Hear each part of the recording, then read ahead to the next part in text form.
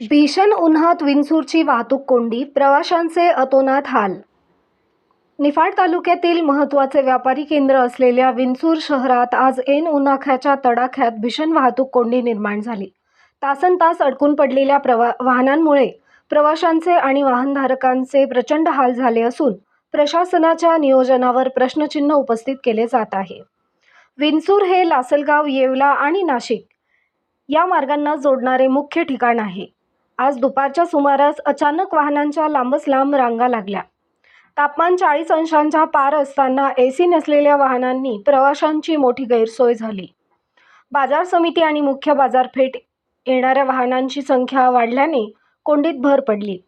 या कोंडीमध्ये काही रुग्णवाहिका देखील अडकून पडल्या होत्या, ज्यांना मार्ग काढताना मोठी कसरत करावी लागली. मुख्य रस्त्यांच्या कडेला असलेल्या हातगाड्या आणि वाढलेल्या अतिक्रमणांमुळे रस्ता अरुंद झाला आहे.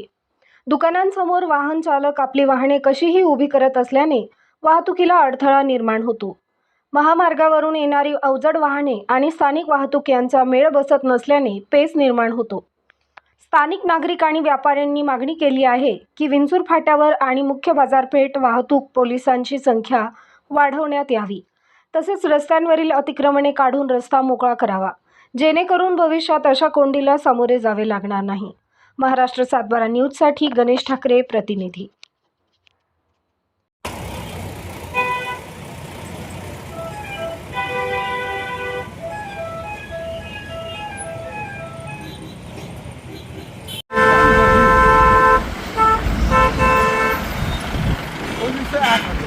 काहीच नाही काही.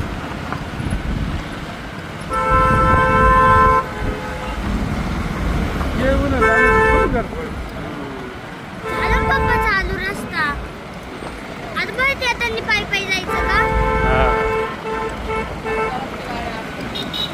नाही लावायची कोणाला गाडी आता आम्ही घेऊन जाणार आम्हाला.